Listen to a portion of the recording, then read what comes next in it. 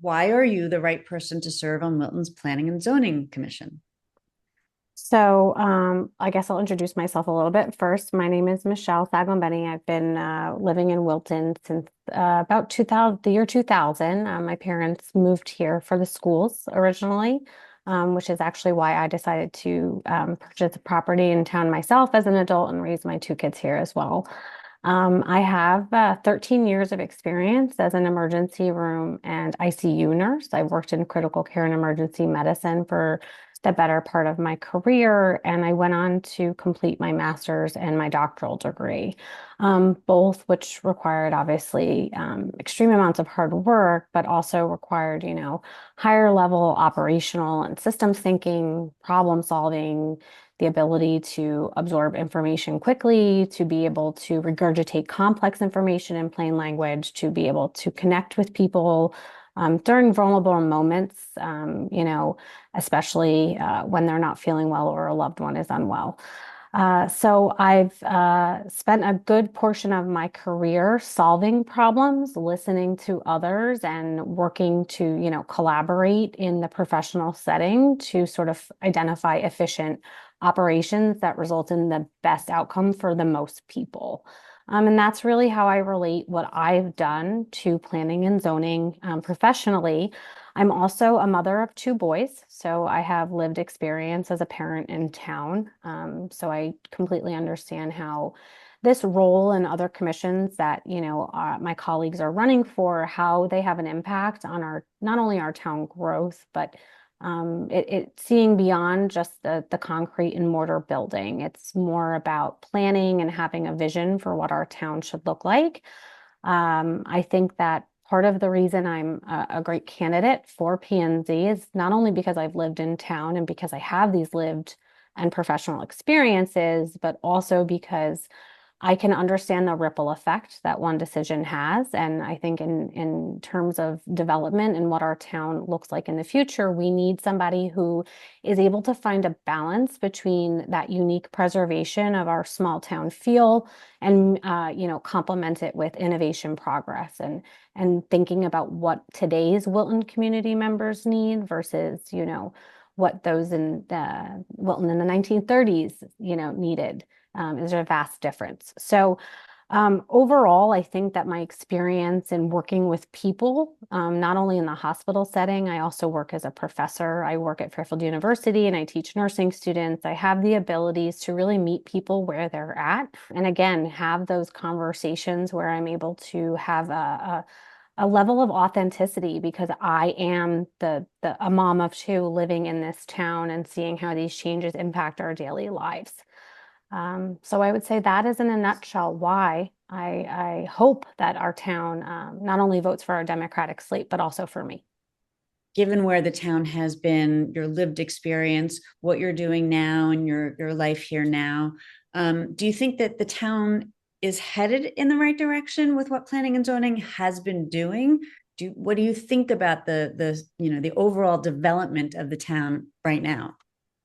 I actually very candidly think that the current PNZ commission and processes are quite broken. It's been Republican led for a very long time, and the current process is broken in several stages from the beginning to the end. Currently, the PNZ Commission has made a few pretty large failures that have resulted in developers utilizing the 830G state legislation to bypass local control. The long and short of the 830G is the state's sort of approach to including affordable housing in different towns all over the state. The state requires each town has 10%, and our current P&Z Commission has failed to ensure developer contracts include that percentage of affordable housing. As a result, what ends up happening is our developers and our realty, these companies such as Kimco, they benefit. However, Wilton and those who need affordable housing do not benefit. And so the current P&Z Commission, which is Republican led, does not allow public commentary throughout the process. It's only at the very end when contracts have already been signed. There's a lot of obscurity and vagueness within the process. I think that I'm I'm relieved to hear that the new commission will be tasked with identifying the firm that's going to help us update our zoning code. I think that the current commission, that's their way of recognizing that change is coming and change is needed. I also think that because the next group of P&Z commissioners are writing our 10-year guiding document for our plan of conservation and development, it's very important that the representatives from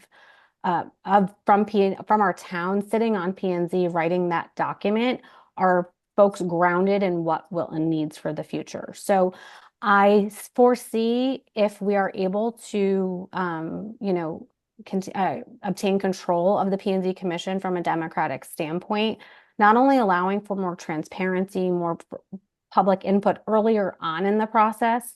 I'm thrilled to hear that we'll be moving to an electronic open gov permit process as well. So this is ideally going to allow for the new P&Z commissioners to more efficiently review applications, but technology is not a one-stop shop solution. It still requires accountability and follow-up from the people on the commission. And so I think that there's a lot of what the current P&Z folks have given us is a handful of some issues that we are ready to fix. Like nuts and bolts, what would you like to see downtown in particular look like? I think that is a question I'm asking while I'm canvassing. I don't have a personal stance. I think that it is up to our community. And I think that the community was not given much, if any, of a voice or opinion in what that building downtown specifically looked like. When it comes to the looks, I think that there's actually a deeper issue where our current P&Z commission is not effectively reading through contracts. They're not taking careful enough steps to ensure that the developers are not the ones benefiting from these deals. For example, the Kimco redevelopment downtown is supposed to have a minimum of 10% affordable housing. The current P&Z commission, Republican-led, they believed, they voiced that thought there was that 10%. I'm not sure if they were sleeping when they read the contracts, but the contracts only included 1.6%, leaving the town of Wilton vulnerable to now more developers or similar developers utilizing that 830G loophole to bypass local control. So when it comes to look, I again, personally, I don't have a strong opinion. I think that Wilton downtown should remain a small town feel. I think that's generally the consensus, but when it comes to actually making the decision, it's not up to me and my personal preference. And I feel that, bipartisan view and being willing to listen to the voices of the residents is really what we need. I'll be the first one to tell you, I'm a registered nurse. I'm not really sure what the outside of a building, particularly what color it should be, if it should have gables, right? There are experts that are able to do this. But what P&Z folks can do and what I'm good at is catching those small details, making sure our contracts are written to benefit our town, not only financially, but again, going back to those who are going to need this affordable housing, they're not even benefiting from this deal that we've cut with Kimco. The town of Wilton is not really benefiting from this deal we've cut with Kimco. So I think there's opportunities to improve communication with our town partners. So I just want to make a clarification. When you talk about contracts, you're talking about the resolutions for the commission to approve, Correct. Whether it's a regulatory change or not. Correct. Got it. Correct. And So in an effort to, move towards what the state of Connecticut wants, which is more affordable housing, we would like to collaborate and not clash. And I feel that the current P&Z comes from a stance where clashing seems to be the way that they want to move forward. well, how would you suggest that the town moves forward on increasing its affordable housing offerings? Just making it 10% is just going to keep moving that, numerator and denominator. You're still going to keep, you're going to keep where we are. So what kind of ideas do you have about increasing that affordability factor for Wilton? So the state of Connecticut actually does allow something called a moratorium. And so essentially the long and short of it is if your town can essentially provide a well-documented feasible plan to achieve a certain percentage of affordable housing, you will actually be almost given like a buy from the developers utilizing 830G. And at current state, we don't even have a plan. So I think it's very much going back to the basics, creating a solid plan that takes the approach of collaboration versus clashing. I think that there's a lot of opportunity to create affordable housing and working with our developers, but it all goes back to that being detail oriented, ensuring that these developers and these companies are not the ones leaving these, contract negotiations with the leg up, whereas Wilton is the party leaving these meetings with the leg up, as well as those needing affordable housing. I also think there's continued opportunity on Route 7. We've worked with the current P&Z Commission has worked with developers to create affordable housing on Route 7. The piece there that I think needs careful consideration is how it impacts traffic. I think that as Wilton residents, we all know that Route 7 is often congested, and that's something that we have to navigate. So I think that there also should be a plan in place to work with traffic studies to determine exactly where these buildings should go and where in Wilton they can be, so that they can be accessed easily without impacting the traffic that's already, occurring heavily on the south of Route 7. Let's talk a little bit about that overall planning. We hear the different terms. Vibrancy needs to be increased, more younger people coming to town, drawing from outside. What do you think overall, in terms of planning, the town should be doing to, hit those goals? I think we talked a little bit about it already. We talked about the need for affordable housing in town, that there is a huge need there. I think that a huge driver for folks who move here is our schools. Our Board of Ed is currently Democratic led, and if it's not broke, don't fix it. I think that it's really important for us to remember that the Wilton public school system, we were one of the first in the state and only in the state to catch up after our COVID learning loss. Our testing scores continue to rate high, and we're in the top 5 in the state. So I think that focusing on what our schools need, I know that there's discussion around, budgets in terms of how the budget is handled and how the Board of Ed, whether or not they have ownership over those funds and so forth. And so I think that there's opportunity for us to continue to drive young families moving into town as we better our school system. They just disbanded the housing committee, which had been charged with overseeing or working on affordable housing. And they kind of handed that baton off, the first selectman did, unofficially to the capital planning committee, which I don't think they took the baton, is my understanding in some conversations.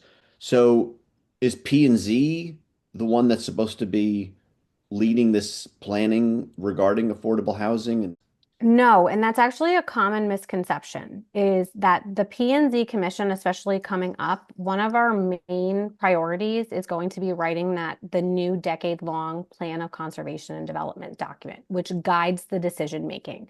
So there's often a misconception, and when I've spoken to people in town, they'll say to me, "Oh, you're running for P&Z. Well, why can't I get a shed, or why can't I get a garage?" And things like that. And it opens up the opportunity for further conversations. I think that a lot of folks think that we are the commission that actually sits around and discusses the plans and the developments. But what it actually is that developers will come to us, and we really, again, nuts and bolts, we take the developer's application, cross-reference it with our plan of conservation and development, have a discussion as a commission, and then determine whether or not we move forward.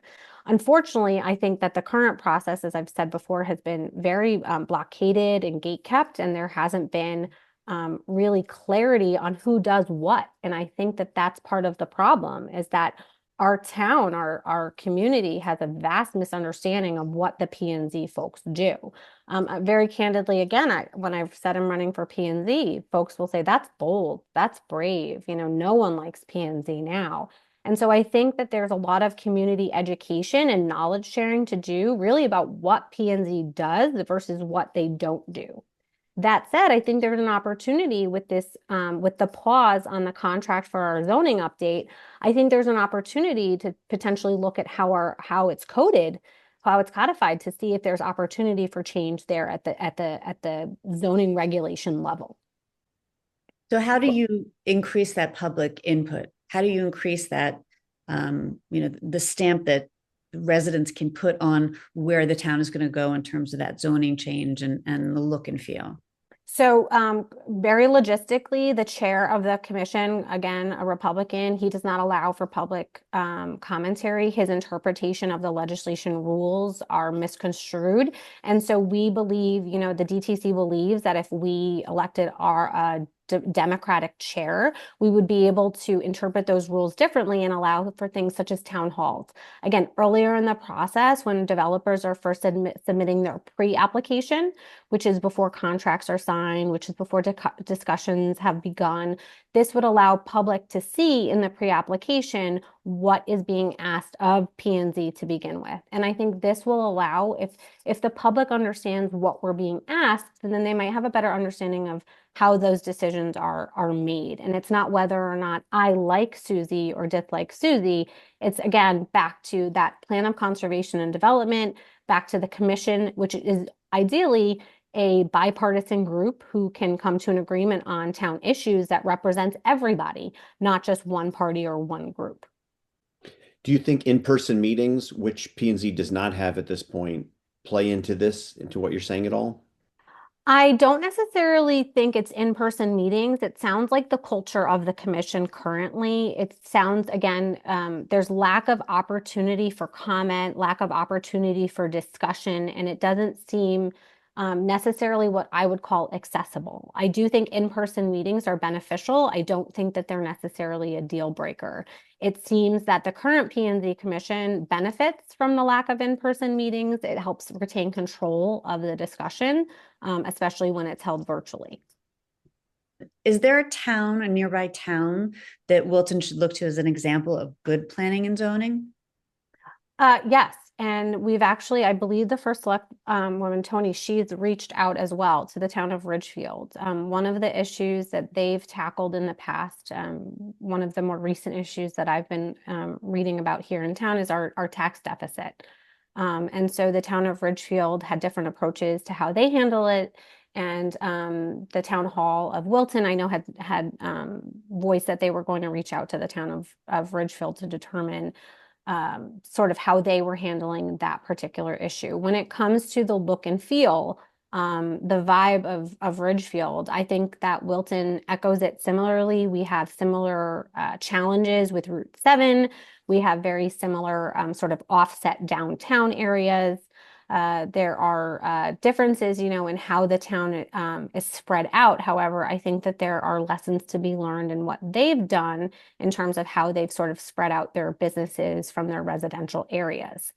I do think that, when you walk downtown in Ridgefield, there's a lot to absorb, and they can give us a good example of how to sort of make sure that we're offering housing for people who can't afford, a single family home, with good walkability to businesses to promote, the economic development of their downtown area too. What Ridgefield does have that Wilton doesn't is ample parking and ample ways to fit people and, who are coming from out of town, what have you. I've already started seeing signs, at the library, at the village market, saying parking is for customers and patrons only.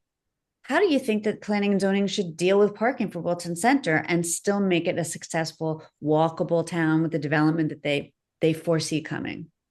That's a great question. And I think that that's another layered conversation, because I believe the Economic Development Commission also is seeking new signage. They're hoping to increase the business and the flow through the center of downtown. So I think that there is an opportunity for us to look at, space where we can include extra parking. I think that, again, that goes back to the Kimco development and what their plans are for the housing that they plan to build there. I know that they are looking at over, I believe, 250 units, which, of course, if we're looking at possibly 2 cars per unit, potentially you're looking at 500 cars. So I think that the answer to that question comes from multiple sources. It's not going to be just a one answer. And I don't think it's going to be just a one place. To sort of echo your point, I took my sons for a walk the other morning on Shanks Island. There's only about 6 parking spots there.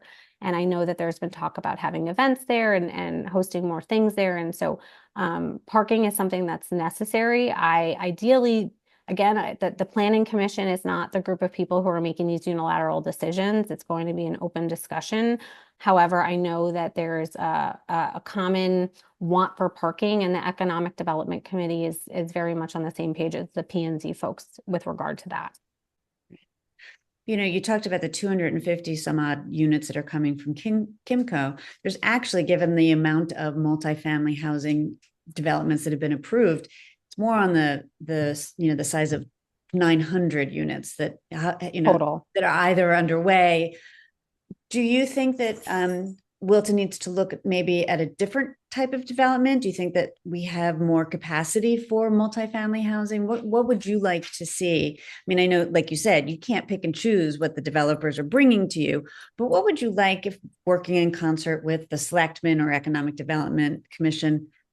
What kind of development would you like to see the town try to attract? I think the multifamily developments are an opportunity to welcome those young families that you spoke to. It's only a small area, but there's an actual area down by that I grew up near, by the Branchville train station, the street behind the train station, where there are a slew of multifamily houses. And slowly but surely over time, those houses have been turned over and been fixed up. And you'll see that there's younger parents moving in there with younger kids, and it's become quite a walkable neighborhood. And the Georgetown Community Association has been part of that, reinvigoration. And so I think that there needs to be more affordability for your demographic of parents, of families, age, anywhere from say 28 to 40. They are the generation of folks who unfortunately do not have the money to make a down payment on a single family house, which is the predominant living situation in our town. I also think that there's opportunity for us to look at it. I did reference some of those housing developments that are on Route 7. I don't think that necessarily parents are going to want to live on Route 7. So is there opportunities off of Route 7, but that aren't smack dab in our residential neighborhoods that also allow for young families to move in and be in a fresh air community with good schools and surrounded by good people? I also think that as we start to turn over some of the open office commercial space that's being unused, I think that there's an opportunity for developers to possibly turn over some of the office space that sits empty into potential housing as well. I think that there's a great opportunity there, especially for Wilton, potentially financially. I want to clarify something because you talked about that area where you grew up, and it's a different kind of multifamily housing. It's not, 4 stories and, dozens of units in there.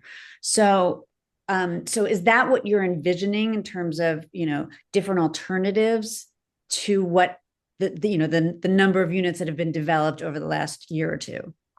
I would say it's a mix of both. I think that too much of one thing is never good. I think that the 4 to 5 story buildings, if they are set in the right place, if they are surrounded by other buildings of similar size. I like to reference the Breitling building right on Route 7, right across from, I think it's Glengate Schools or Guidepost Montessori. I feel like it fits in nicely. It allows for an ample office space, and it sort of mimics what living could look like. I don't think that it's again a one-stop shop where we have multifamily living in single dwelling homes with just 2 families. I think that there's opportunity again in town for us to add more of these 4 and 5 story buildings if they're done tastefully and again with the town's input early on in the process. If the town's input is received and heard early on in the process, then we can potentially prevent an unsightly building from ever being developed because we've, as a commission, heard what the public wants. Especially speaking as a mom of young kids, this might be, a pertinent question for you. What if you could bring any kind of new public amenity to Wilton, what would it be? Oh, as a mom of 2, I love our amenities in town. I think what I would add, forgive my children if they can hear me, is actually a dog park. I would love to see a dog park. I think, for my kids, we love going to Merwin Meadows. I do wish I will say with the caveat that I do wish that the water situation was resolved at Merwin Meadows. We were people who swam there prior. It was something that we like to do. So I would love to see that revived, that community space where we had the Wilton music concerts and things like that, where the summer concert series was really, it was a special summer. But I really would love to see a dog park. I think that that's something that, after COVID, especially having worked in the hospital during COVID, there was just so much isolation and individualism. And one of the things, again, back to Ridgefield, I'll volunteer and walk the dogs down at Roar, and they have that beautiful dog park. You're greeted by, you're met by this great statue of a dog right as you enter the park, and it's this place where you always see people. There's always, it's filled with dogs and people talking and having a great time and enjoying nature and Ridgefield. And so I think there's an opportunity for us to potentially create that type of environment for our town's animals and dogs and for their owners. How about businesses? What would you love to see coming into town? Are you looking for a specific business or a type of business? You don't have to name a brand, but type of Okay, business. so I guess I'll do both. As a mom of two, I would love to see Trader Joe's. And but that's, I think, a cheat because who doesn't want a Trader Joe's? That's a pretty easy answer. Um, I would say business wise, I would like to see more clothing store options. I think that so growing up, there was actually the Gap downtown, and I'm not a big fan of those big box stores. I do like our signature style, our open house. I even, I'll pop into the thrift store to find stuff. I would like to see more options, very similar to Blue Star Bazaar. I have found that sort of entering into my chapter of mom life in town, I find myself always looking for things that have Wilton on them, that say Wilton. I give them as gifts. I give them as birthday gifts or housewarming gifts. And so I think I would love to see, and to go even a detail further, somebody who grew up in town open that type of store. Somebody who's from town open that type of store. I attended, it was a wonderful event at the Wilton Library. It was a women's business meeting where local business owners, female business owners, spoke about sort of why they chose Wilton and why they came here, and a new company right down in Georgetown, Stems and Co., which was founded by a woman who lived in Rowayton, and just a very similar sentiment where she felt that the market was missing really high-end florals, and she wanted to be able to provide that for the community. And so she came back to the community she grew up in, which was in that area, and started her own business there. So I like the idea of local business. I think now more than ever, it's important to shop local to support those who run businesses in town. And that's something I try to do myself, from, going down to kiosks in Branchville versus driving to Norwalk to go to Home Depot. It's valuable to spend local money and to support the businesses that we have here. I would say the other thing I might look to add, and this is not from personal, but just from, again, canvassing and hearing what the town wants, is restaurants. A lot of folks talk about the restaurants in New Canaan and how good they are and how you can go to Westport and get a good meal pretty much anywhere. And I agree with them. So I would love to see potentially more food options, more high-end food options, so that, you can go out and have a bite to eat downtown, and it's just as easy as it is down in Westport or in Canaan. Thinking about what kind of new things could come into the different areas of Wilton, they just did the master plan process for Wilton Center. What other part would you say would be the next place that the Planning and Zoning Commission should focus on for an area master plan? I think that looking at potentially the Gilbert and Bennett building, I know that that's potentially an area, a hotspot of discussion. The Sisters of Notre Dame property as well. There is also the Kimco redevelopment. I think that even though the contracts have been signed, there's possibilities for discussions with them as a local partner. We also have the Friends of Ambler Farm, the yellow house on the property that the town owns there. I think there's opportunity for us, again, going back to that, not looking to clash, we're looking to collaborate. We are not, I think the current P&Z Commission at one of the more recent meetings suggested that the Friends of Ambler Farm foot the bill to repair that town-owned building. And so my take on that is the Friends of Ambler Farm are stewards. They're trusted stewards who've taken care of that property. And so again, it should be a collaboration with our partners in town, not an unfair expense sort of thrown at their feet. Right. Well, but in the master plan process, what they just completed in Wilton Center was a review of the regulations, and they created an overlay zone in Wilton Center to encourage certain kinds of development that, to encourage walkability. It was sort of like the plan of conservation and development on a smaller scale. There was discussion about, then moving to the Cannondale area to do a master plan for that area. So out of the different, parts of Wilton, now that they've finished Wilton Center, what other part of Wilton do you think that planning and zoning should take, a focused look at? I don't disagree with the Cannondale area being a priority. However, I will go back to, originally what I had thought, which is the Gilbert and Bennett area as well. I think that the Gilbert and Bennett school, that opportunity to do the right thing there, I think that there is, the way it's been handled currently needs to be looked at.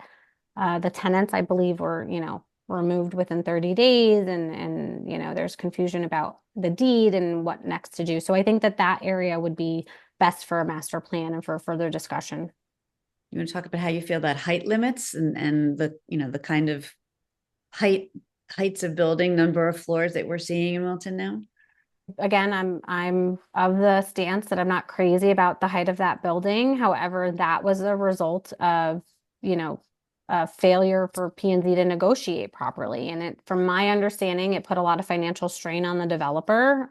It's hard to get me to pull my heartstrings a little bit for a developer, right? But apparently he was sort of stuck between a rock and a hard place and was forced to utilize the 830G to continue on the project because they weren't agreeable to his original plans. And so while I understand that there is a need for additional height, I think that, again, when creating a master plan for any type of area or space, that involves looking at what's currently already there, what's already existing, and does it align with, the character of the space.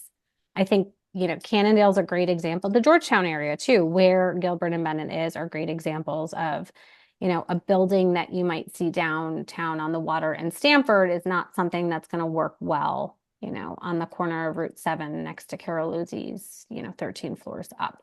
So again, it's not a unilateral or singular decision. It's something that I think the town needs to come to or have open discussion on, not necessarily come to a consensus. That's not realistic, but be able to voice their input and, potentially resolve these types of issues by collecting, more opinions. So what's your 30-second pitch for why voters should choose you for planning and zoning? I am an authentic person. I am very true to myself. I proudly work at the bedside with patients with a very limited filter on my mouth. I believe in transparency, trust, and loyalty. I believe that experience matters, and having lived here a good portion of my life, I have a solid understanding of what our town needs. Heading into this next chapter as a parent in town, I am able to balance and preserve what our town has held onto for so long while ensuring that we meet progress. Great. Michelle, it was really nice to talk to you. Thank you very much for doing the interview. Thank you both very much. It was lovely to meet you.